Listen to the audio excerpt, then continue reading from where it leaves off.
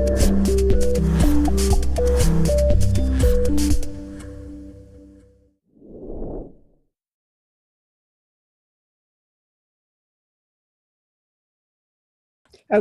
everyone, welcome to this webinar, which is in fact our final webinar that we're streaming of candidates standing in the local elections in the London Borough of Enfield. The first three had the main parties who were fielding more than 10 candidates per party in different wards. But we also wanted to give other candidates a chance to take part, people who were in smaller parties or independents. Now, we've asked all of them. Some of them have not replied. Some of them have declined, or for technological reasons were a bit nervous. But we do have 4 candidates, and we're really pleased to have them. Emma Rigby, who is from Lovely Doorstep and is very, very jet lagged because she came off the plane from New York this morning. You can see that she doesn't look jet lagged at all. She looks absolutely fine. But she came off this morning, so I'm pleased she's here to help us. She has with all of them. And she's going to introduce the candidates we've got, or get them to introduce themselves. And then we're going to start with the first question from Emma. So Emma, I'm going over to you to start this off. So thank you for doing this, Emma, when you are, under so much jet lag pressure. Oh, it's fine. I'm used to the jet lag, aren't I? But what I'd like to do is just ask you all to introduce yourselves. So if we can start with Harry, and we'll move around. So if you can tell us what party you're standing for and what ward you're standing in. So we'll start with Harry. Yeah, and give us your full name, please. Okay, so my name's Harry Redmond, stand as an independent in the Winchmore Hill ward. It's a pleasure to be with you tonight. Thank you. Tulip. Hi, my name is Tulip Hamilton. I'm standing for the Women's Equality Party in Town Ward. Thank you. And is it Danuta? Danuta. Hi, I am from a small party named Polish Pride. I'm a candidate for Edmonton Green. Brilliant, thank you. And Mohammed.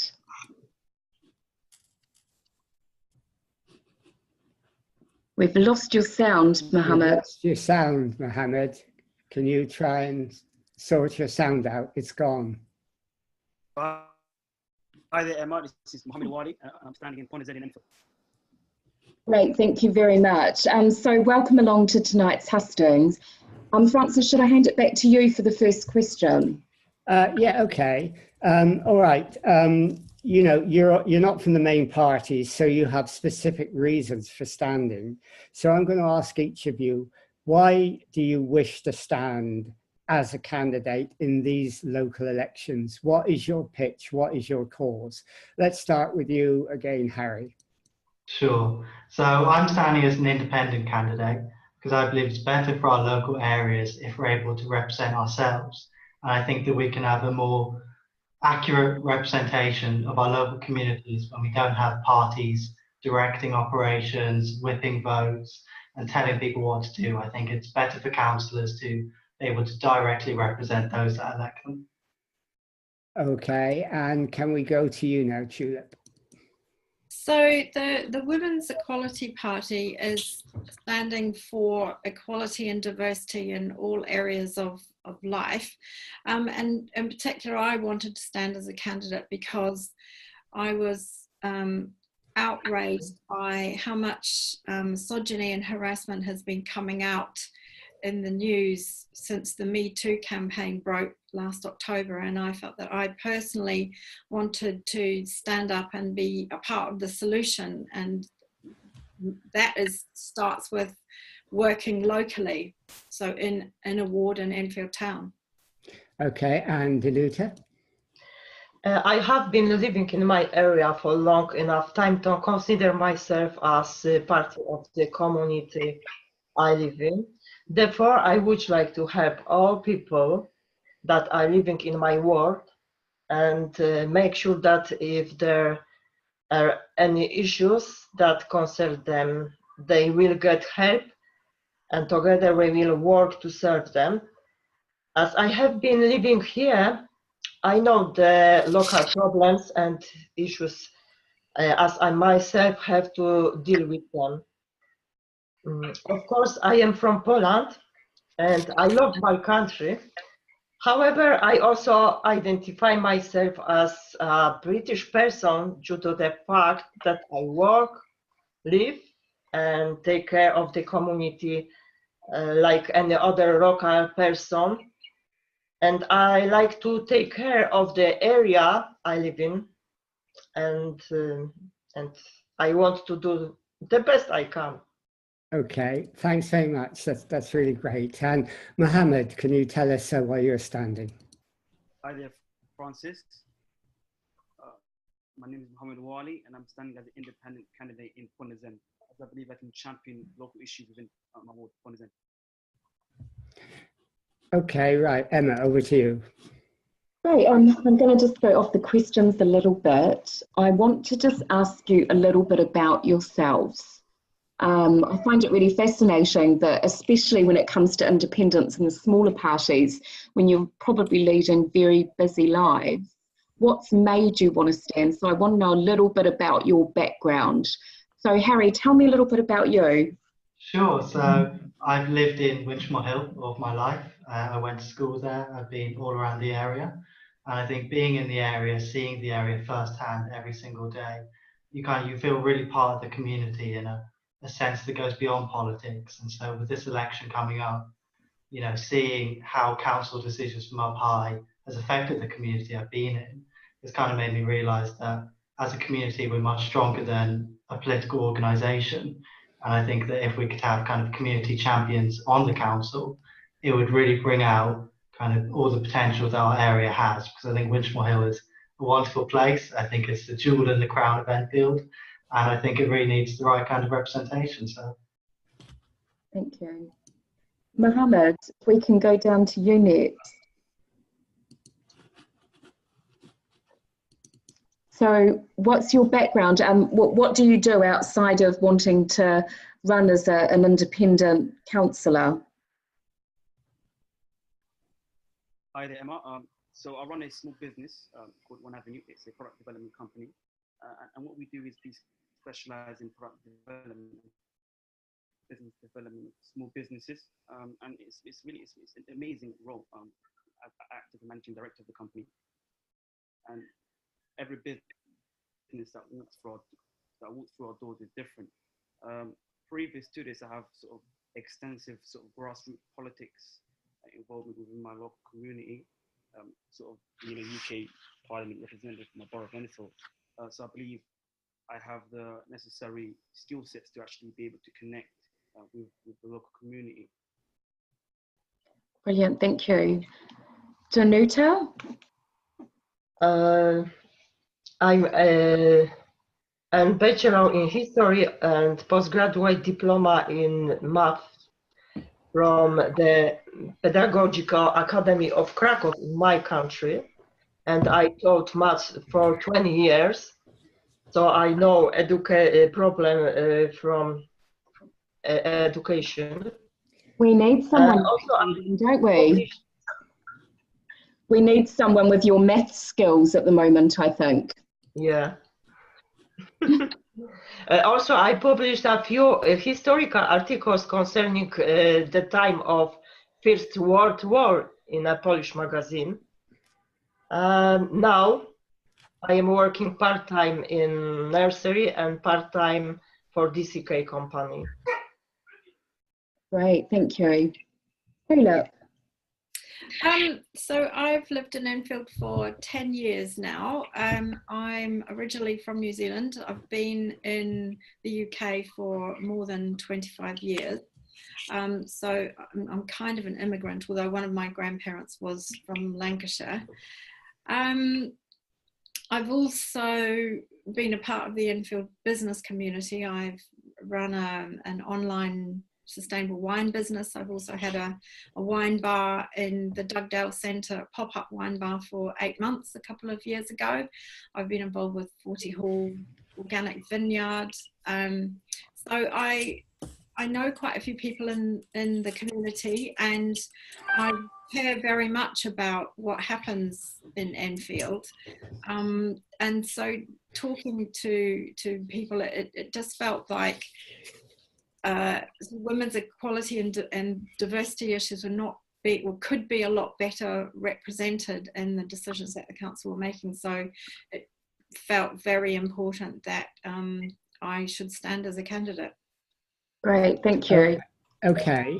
Well, let's get a bit more out of each of you about why you're standing and what difference you think you can make. Maybe again we could begin with you, Harry, on this. You're standing as an independent. Why are you standing as an independent rather than work through the existing parties? What makes you think being an independent is important? So I think it's really important for me, having seen the way local parties operate. I think I was very upset to see some of the methods in that when people go to vote, they expect to get who they're voting for. A lot of the time, they're getting, a party line that's quite generic, and they're getting copy and pasted, materials. And to me, that was a real disappointment in our local democracy. And I think that when you go to vote for someone, especially in a local area, I think you want to see and hear from that person and only that person. And so I think it was important for me to be an individual as a candidate who operates, doing their own thing with their own voice. Because ultimately it'll be my voice on the council and not anyone else's. And I think it's far more transparent for people if they have an independent who they can see just that person who they're electing. So you're standing as an independent, but you're also standing against the party system, is that right? Not so much as a rage against the machine, more so that I think the path that I'm offering is a separate one and one that puts local needs first rather than party political ones. Okay. And Mohammed, why are you standing as an independent rather than going through a political party?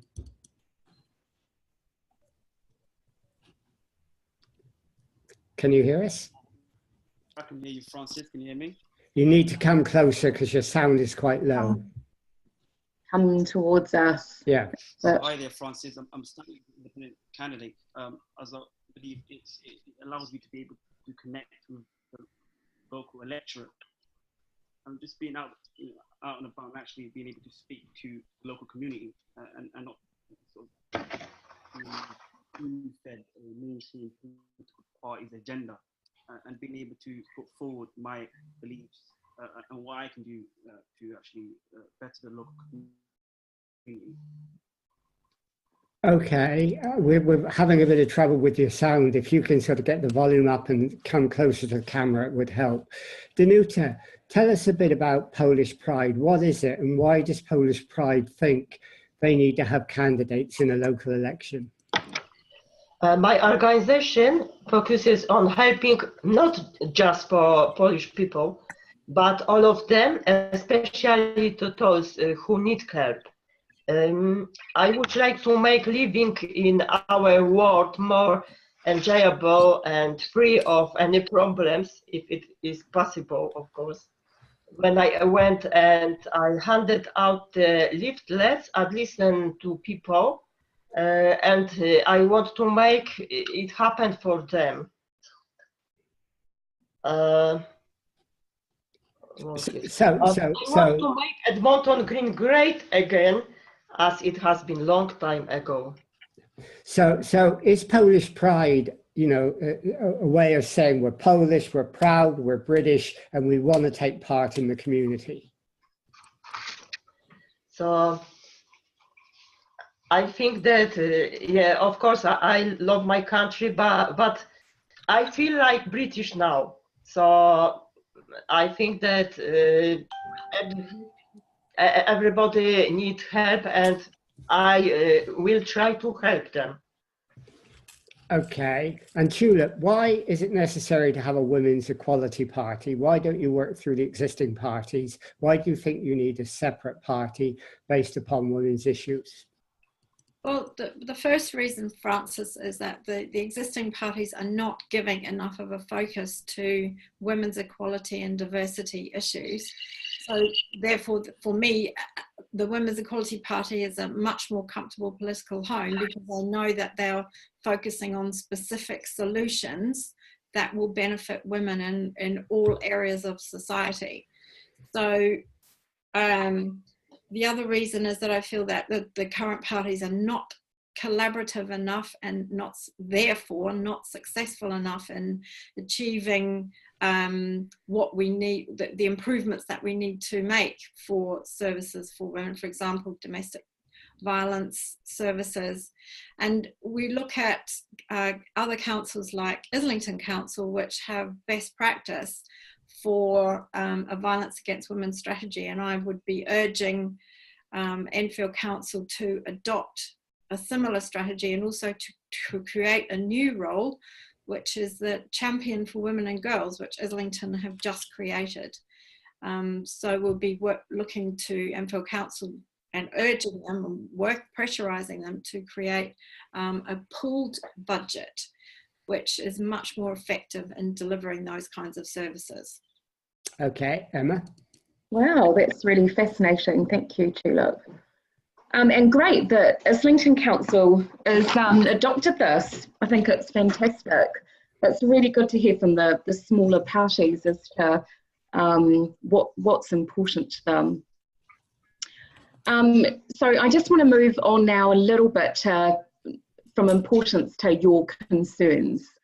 So each ward that you're standing in will have its own concerns, and I want to hear what you've heard and what concerns you'll be taking forward if you get into the local council. So Mohammed, if we can start with you this time.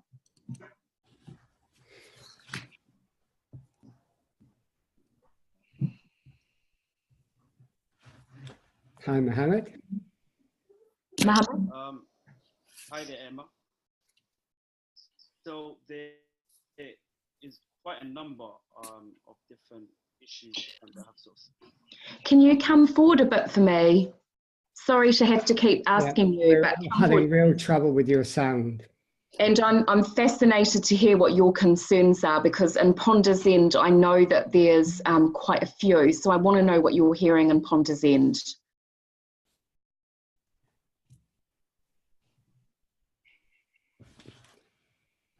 Your sound's gone completely now.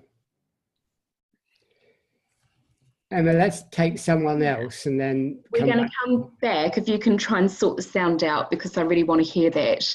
But Tulip, if we can come to you, I mean, you've been out canvassing in town wards.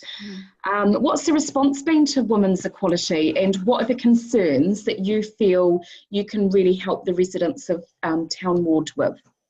So we've been getting a really good response on the doorstep. We've been getting lots of people saying, well, it's about time, and I'm really, really happy that I've found someone I can vote for. A lot of people have been saying they're very disillusioned and weren't going to vote. So that's been very encouraging. So people have talked to us about things like social care. Caring is a big concern. We had one woman say that she has a disabled daughter, and she was very worried about the carers that were coming to look after her disabled daughter, because they had all sorts of accommodation problems, employment problems. You know, that there was a care company that went out of business recently with 4 days notice. So that obviously left a good number of clients with big concerns about how they were going to get their care needs met. So that is one of the issues on top of the agenda that we're hearing. Also, childcare costs are astronomical. Several women have said to us that they're at work, but their whole salary goes on paying their childcare costs. So that's no good for anyone. And when we've spoken to young women, voting age young women around 18, they're getting ready to leave school, and they are, for example, they have Saturday jobs. They're worried about the level of harassment they're already experiencing in their Saturday jobs from customers. The management aren't standing up for them. And they're very worried about going into the workplace and the kind of harassment they're going to experience there. Interesting. Harry, what are you hearing in Winchmore Hill? Megan, hop out of the fridge. I'm sorry, she's got a big chocolate bar.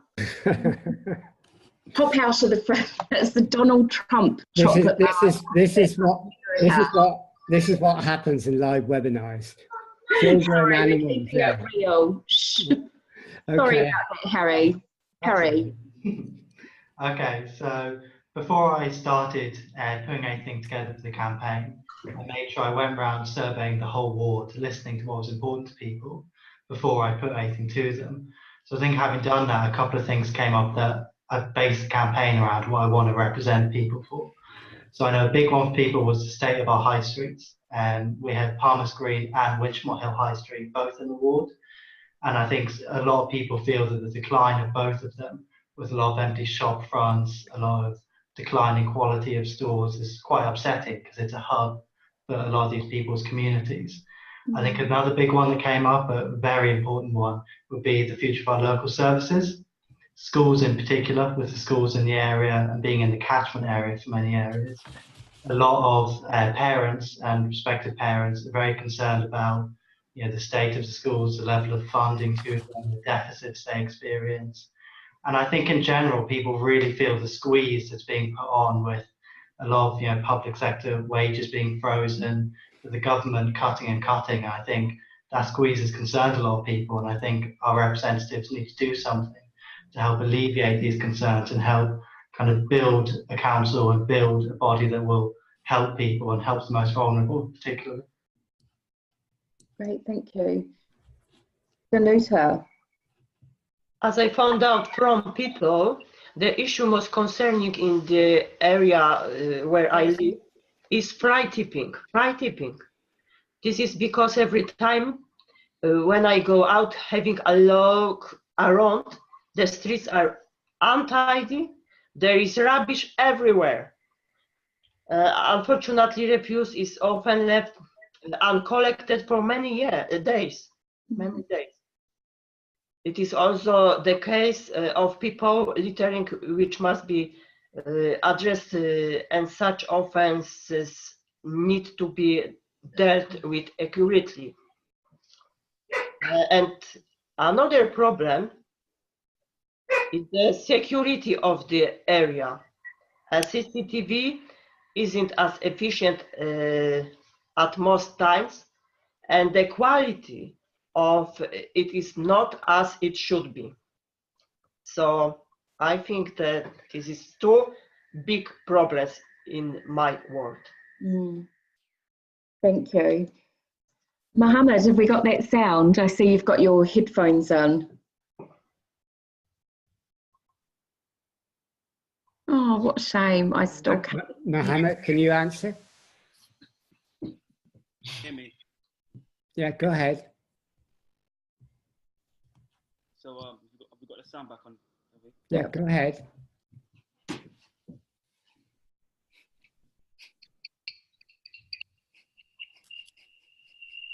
No, we're not getting the sound. Sorry, Mohammed. If you can try and fix that, we'll try and make up to you later on. But you really are having sound problems. Okay, I mean, some people say with some parties, and let's take you, Tulip, in the first case, that when you get elected by your ward, you are then the ward councillor for all members of your ward. Yes, and yet you're a women's equality party. How can you convince men that you will represent all of your ward? So I will be taking up the duties of any councillor. In other words, we'll be dealing with issues for every single resident in the ward, because when women have equality, then everyone benefits. Women are fulfilling their whole potential, so it takes the pressure off men. So I would not want anyone to get the impression that I won't be addressing the concerns of every single constituent, woman or man. I absolutely will, 100%.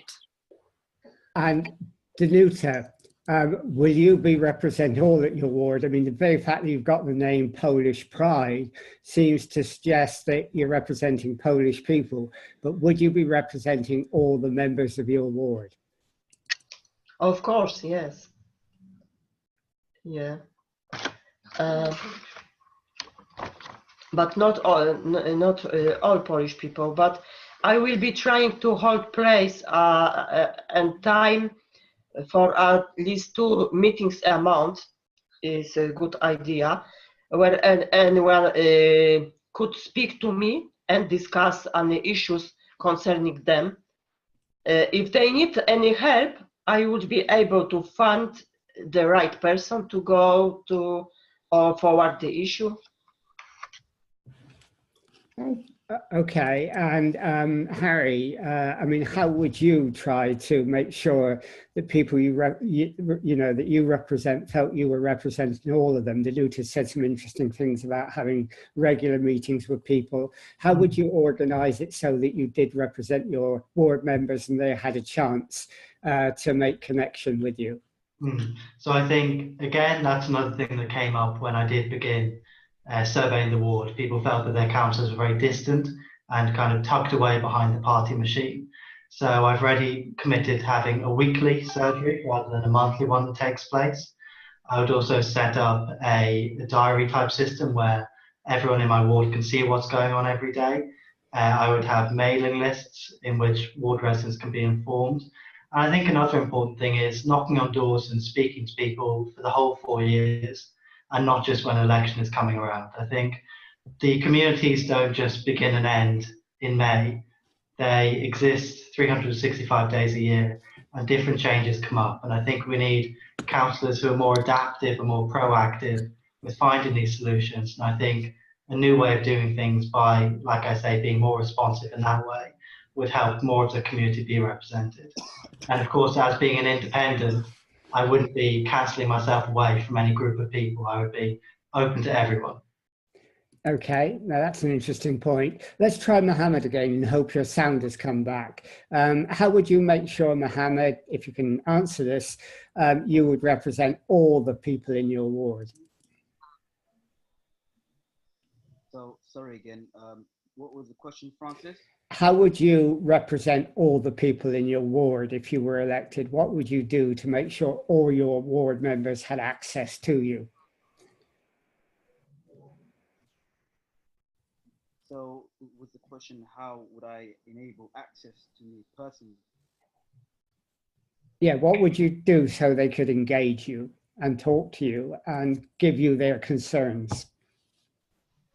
I'm a local lad, born and raised in Enfield all my life, and I believe I could be able to connect with people in the area through using such as social media, through Twitter and Facebook, and also have a very much active role within the local community, and I'll sort of seek to actually have local surgeries within the local area, within community centres across Ponders End, so people can easily be able to contact me directly and address their issues. Yeah, okay. We're still having a bit of trouble with your sound, so if you speak up as well, that might help. Emma, over to you. So we've looked at concerns and we've heard a little bit about your parties. What I want to know is how have you found campaigning? So how have you, tell me a little bit about being involved in these local elections and what you've enjoyed about it, what you've found quite stressful, what you'd probably never want to have to go through again. So let's hear, we'll start with you, Danuta, if you wouldn't mind starting. Hi, Danuta. I really enjoyed to meeting people. I think, and hearing their views.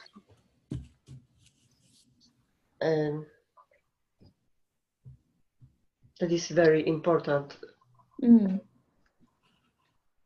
Great, thank you. Tulip. Sorry. No, not at all. I agree with Danuta. I have absolutely loved meeting people on the doorstep, just talking to them, hearing what their concerns are. And I'll have to say what I've hated is the snow and the rain. It's so cold. Yeah, it has been really cold for you all. That 1 week of heat wave, that I've found that really difficult, particularly rain with walk sheets makes it impossible. So Great. Harry, what have you liked or disliked? I have to say, as much as I'm happy being here, definitely being on the doorsteps might be preferable. I think, you know, hearing the range of views that people have, getting to meet new people, seeing new things. And I think a big one for me is also some of the campaigns that people are involved with that may not be in the local area that they tell you about. It's really made, you know, been very interesting to see what's been going on. So I think just the same as the others, just speaking to people, you know, hearing new views, hearing a range of views you may not have been able to hear before has been great. I think to put in something I can't wait to be done with is spending hours regaining feeling in my hands after being out for a whole afternoon, but you know, it comes with the territory. Okay. Two of the big issues that have come up, and which all the polling in the newspapers are saying are the biggest issues, are health and care on one hand, social care, and secondly, housing. Now, none of you have mentioned those yet. Do you, as independents or party members of smaller parties, have policies on this issue? Do you have policies on health and social care? Do you have policies on housing that is different from the main parties? Julia. Yes, we absolutely have a policy on social care, and I have mentioned that previously on the webinar, the concerns of the constituents that I've been speaking to about this, but how badly paid carers are, how a lot of the burden of unpaid caring falls on predominantly women. In terms of housing, as a party, we haven't yet formulated a national policy, but we'll be doing that in September at our annual conference. Okay, and Danuta. We would like to build million new homes in London, of course, if it's possible. And we would like to protect all European Union citizens in the UK. And okay. Okay, and Harry? So in terms of health and social care, I think what I would be striving to do is making sure that there's adequate funding, making sure that the council are prioritising the key frontline services. In terms of housing, I unfortunately as an independent cannot be, you know, revolutionising the housing market. But one role I can play is scrutinising the council and making sure that everything done is for the benefit of my ward that I'm representing. And Mohammed, let's try you once again and see if we can pick your sound up. Hi there, Francis. In my manifesto, pledges which I proposed to the people of Ponders End, we had a huge focus on homes and actually accessibility of cheap, affordable homes within Ponders End. There's been a crisis in affordability of houses within London, and many ordinary hard-working people are unfortunately not able to.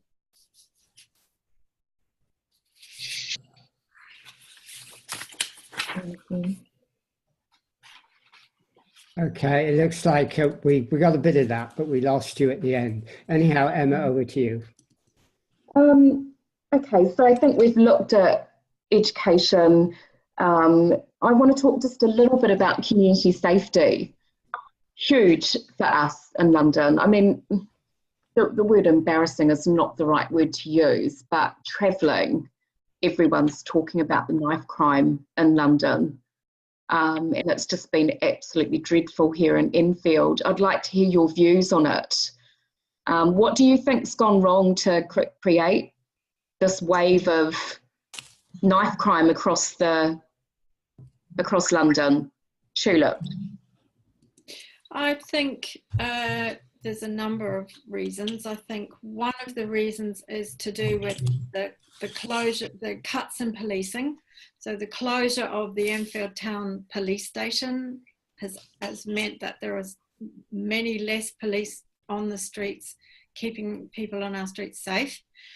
I think there's a terrible problem with violence in the community breeding more violence. And I think that kids who grow up in homes where they're witnessing violence leads absolutely to them becoming violent themselves. So I feel that a lot more can be done in schools and education, training kids, both girls and boys, to be a lot more respectful of each other, to, for example, with boys towards girls, to understand consent, because I think there's a lot of hidden violence that we don't get to hear about, as well as what we do see on the street, because we know that 83% of sexual violence crimes go unreported, and that has to do with police responses to those crimes as well. I think that youth services have been cut. There's no youth centres left in Enfield, and I think that means that young people have nowhere to go. So I think that causes huge pressures on sort of social interaction. And I think that would be one of the main solutions I would be wanting the council to put in place to help with this issue, as well as giving more funding to community policing. Thank you. Harry, what's your take? So the issue of knife crime in particular is one that's quite close to me, because very recently somebody who was on the same university course as myself was killed, Sammy Sidham. He wasn't involved in gangs, he wasn't in a bad place, he wasn't at all involved. He was a high achiever who was standing on the street and was killed in a random act of violence.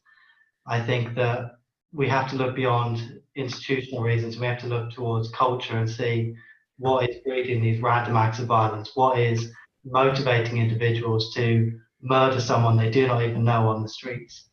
I think that we really have to get into the psychology of this before we do anything else. I think, do we need more funding for these services? Of course we do. Do we need to work out what the root causes are? Of course we do. But we really have to understand what's going on before we can cure what has been damaging our streets so severely. Right, thank you. Mohammed.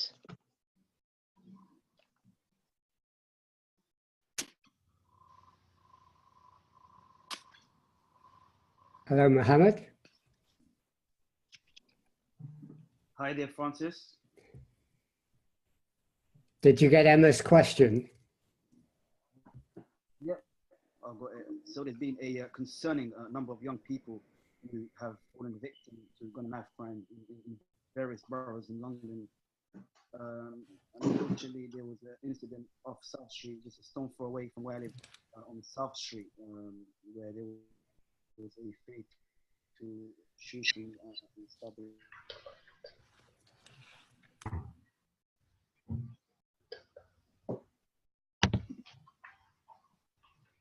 Such a shame. Yeah, we're losing your sound again. Sorry, back to you, Emma. Sorry about that, Mohammed. Danuta, what's your take on this violent crime?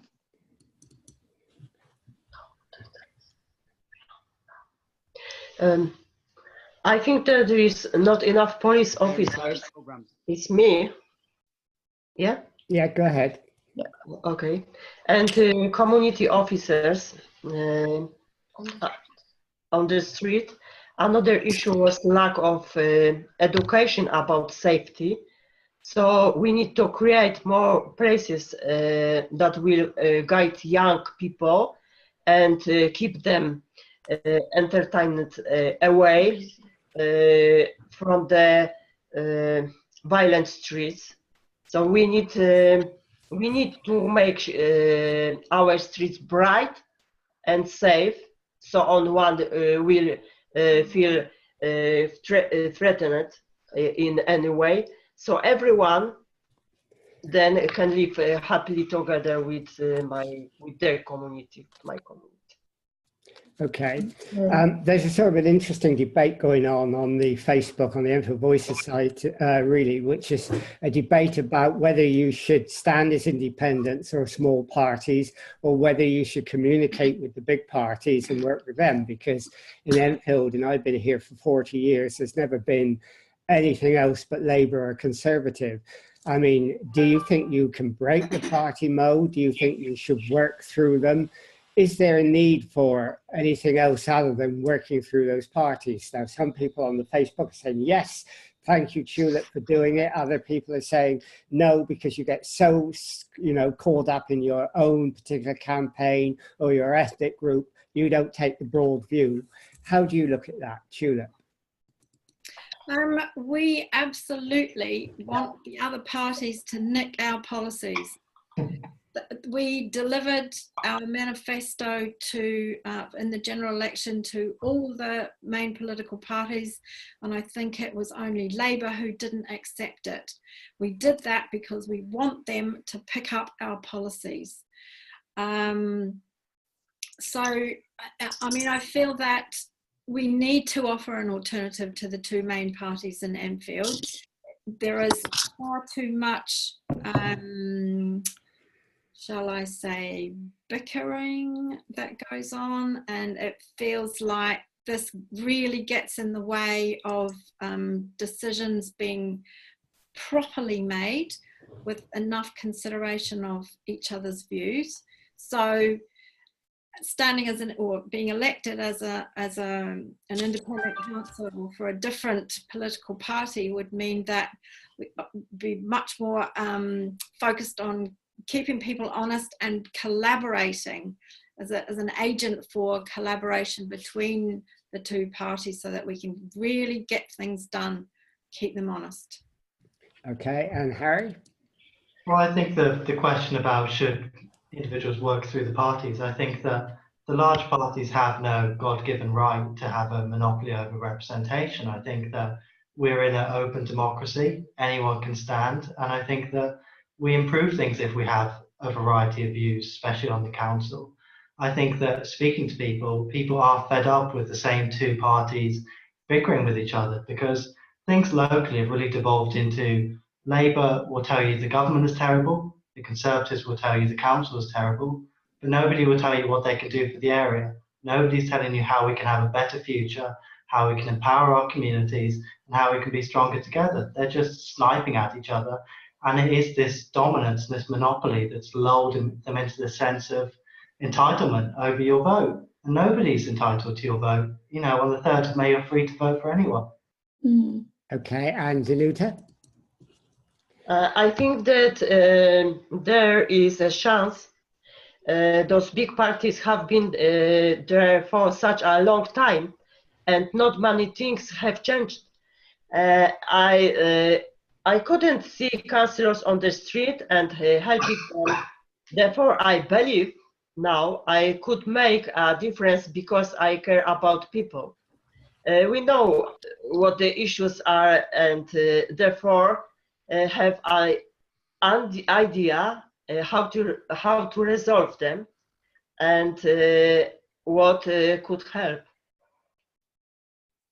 Okay, Mohammed, I see you're back. Let's try you again and see if your sound's better. Why have you decided that you won't work through the main parties? Because they're the only ones who tend to win elections in the London Borough of Enfield. So, Hey, can you hear me a bit better? we can hear you, yeah. Okay, go ahead. Oh, okay. Not to be too crude, but my outlook of the local general elections is that when you stand as a candidate for a mainstream political party, it's more a middle of participation. And I believe when you stand as an independent, the hurdles and challenges that you face, you know, they are harsh. It does become tiresome sometimes, but the victory is always sweeter. Okay, Emma, over to you. I thought that was my question. Oh, was that your question? Okay. No, it was my question. Was it? I'm You're confusing me, Emma, and you're supposed to have jet lag. You're giving it to me. I was just happy we could hear Mohammed. Yeah, no. Because I don't feel he's been able to. I know. Well, we did, but over to you, unless you want me to ask the next question. And if you can ask the next one, that would be good. All right, I'll ask the next one. The other thing that's coming up on the chat on Facebook as well is that some of them are saying, look, you're saying we should do these things, but local authorities don't have the power to do some of the things you've said, and they don't have the money, and it's being cut and cut and cut. Now, are you saying that you as a councillor would campaign against national government as well to get better funding? Or do you think it's your responsibility to say, this is the budget we've got to work into that budget, and we've got to see how innovative we can be within that budget? Tulip. Much as I would like to criticise the funding cuts that have been coming from the Conservative government, which is why all the local authorities are struggling so much, I probably don't have any influence over that. So we would effectively have to be working with what we've got. And for example, where in Enfield town there's so many empty shops, I feel we're going to have to go to the community for an effective solution to that. I know Enfield Council has a town regeneration plan. Unfortunately, we've not heard for months and months and months what is happening with that. There's been such a lack of communication about what the council are intending to do about that. So I feel that communication needs to be vastly improved. I think the council website needs to be vastly improved as a part of that, so that people can find information easily that they're looking for. But yes, in answer to your question, Francis, we have to work with the budget we've been given and ask the community for creative input as to better ways of using that. Okay, and Harry? I agree totally with those points. I think that with the cuts to council funding going up to, I believe it's 60% by 2020, there's definitely a squeeze on services, but I don't believe that means that we should pack it up and go home. I think that when the going gets tough, we need to work out new ways of doing things. We need to be innovative. We need to find new solutions. And I think that coming together as a community, we can do that. I think that if we continue down the same path where, the government are terrible and the council are terrible, and we do monger over the whole situation, then I think people will feel like the council can't do anything. But I think if we work together as a community to make these changes and to come up with solutions that don't break the bank, that aren't, fantasies, then I think that we can work together for real progressive change for a community. Okay, and Danuta? We have to fight for our people and influence on the changes in funding, find out what people need the most, and fund for the things that are necessary in the first place, such as education, social care, health care. Okay, and Mohammed, let's see if we can get you again this time with your sound all blazing.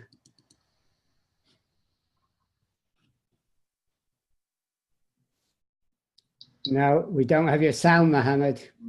So now it's come. Yeah, no, you're there. Points that the other. Okay, go ahead. Just following off the points that the other candidates have made. Money tree, but what I believe is that it's all about the involvement of local business and enterprise. So one of the things I've actually stated in the pledges is actually working to work closely alongside the local business community. And I think Harry also mentioned that it's all about the engagement of the local community. So I believe alongside local business community and the residents of Ponders End, we can have the expenditure to actually go ahead and to fulfill the promises that we as candidates deliver to the community. Okay, that's great. Thanks, Mohammed. You changed your jacket, by the way, and I think that was the answer. That improved the sound. Anyhow, we'll all have to remember that's what you have to do. Emma, over to you. That was actually my last question for you, which you've just elaborated on, Mohammed. I'd like to know how you're going to engage more with the local community. I mean, there's lots of different community groups out there. Tulip's brought up the fact that there's been a lack of communication from the current council around some really important issues for local people, like our high streets. As you know, we've got Love Your Doorstep. There's some big community groups out there that want to help, that you can source great information from. How are you going to start working with the local community and listening to them? We'll start with you, Tulip, if that's all right. Oh, Mohammed, we'll start with you. So I believe there's different channels and mediums in which you can harness the support of the local community. But I think it's all about gathering people under one roof and holding a variety of different number of events. And I think if it's publicized in the right way through different channels such as social media, attract the right number of people to come together and actually support and fund various services within the community. And one area that's really lacking at the moment now is the cuts to the vital youth services. And I think that's one of the many reasons why there's such a huge spike in gun and knife crime within London. Thank you, Tulip. Definitely collaboration with existing community groups. Perhaps summits on certain specific areas like youth services, like social care, like women's issues. But I think the first thing I would do would be to visit groups like the Enfield Carers Centre on Baker Street, the Enfield Women's Centre over in Ponders End. We've already met with them actually and heard about the terrible struggles they're having because their funding's been cut 20% year on year. So working to support different groups and particularly in fundraising or finding creative ways of fundraising, and also visiting local business groups to find out the sorts of issues that they care most about. And then I'm a project manager, so working on projects to collate and understand a lot of information and then prioritize it into areas to work on is something I'm very comfortable with. Great. Harry. So 2 of my pledges in my campaign platform is to address this concern. So what I'd like to do is set up a committee, one with business owners to understand the business environment, particularly with the future of our high streets, and another one to bring together the local groups, local residents groups, local issue groups, bring them together in one larger committee to hear from all their representatives.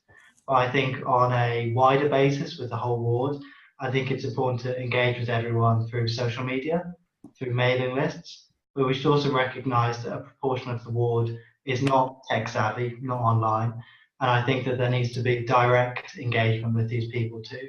And so for the whole 4 years to directly engage, to be on their doorstep, to be sending out, updates about what's going on and just keep people aware. Don't have anyone in the dark about what's going on, because people shouldn't be in the dark in a local democracy. Brilliant. Danushka.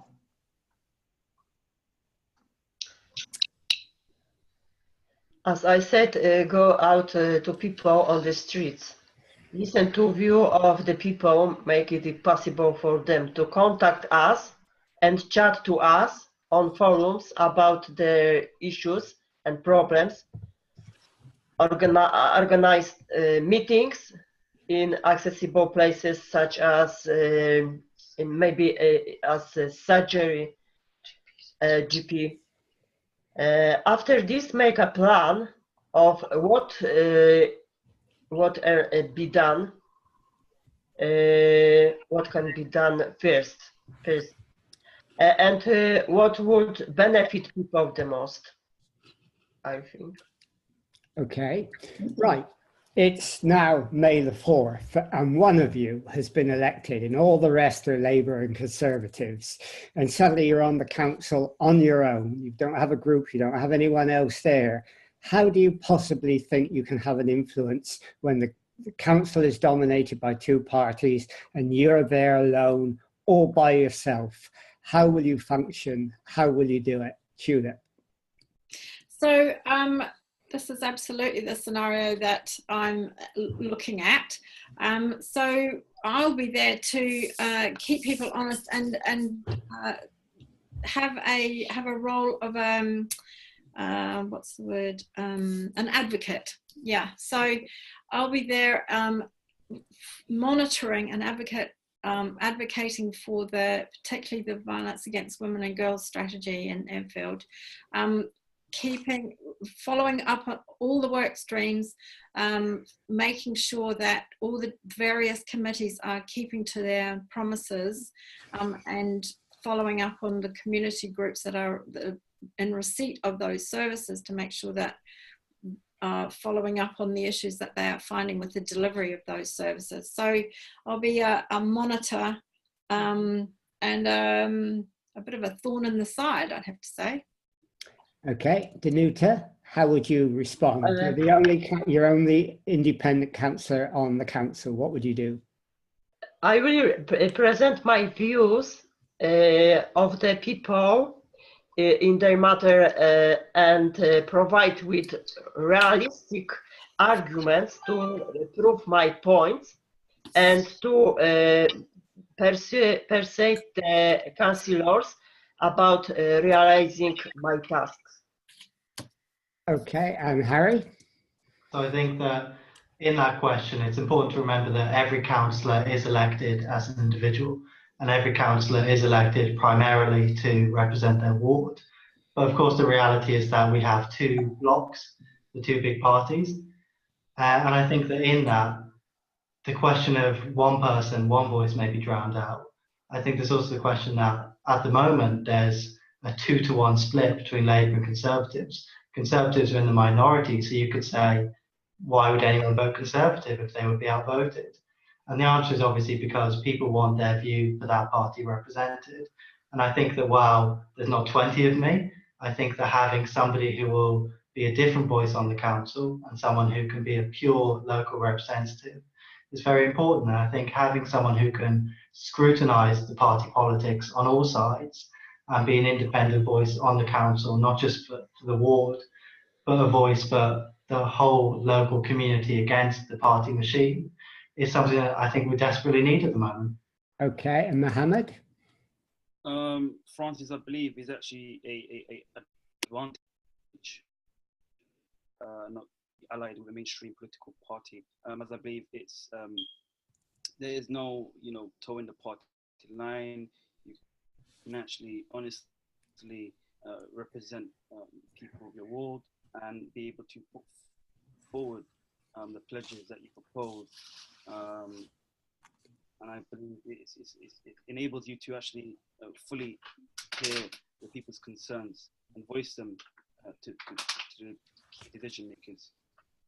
Okay, well, we sort of come to the end, but because we had a bit of trouble with your sound, we'll go over a couple minutes and give Emma a chance to ask a typical Emma Rigby last question.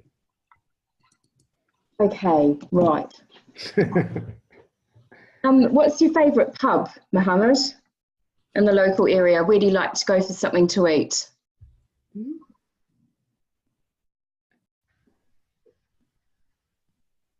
We're all waiting. Did you hear us, Mohammed? Did you hear me?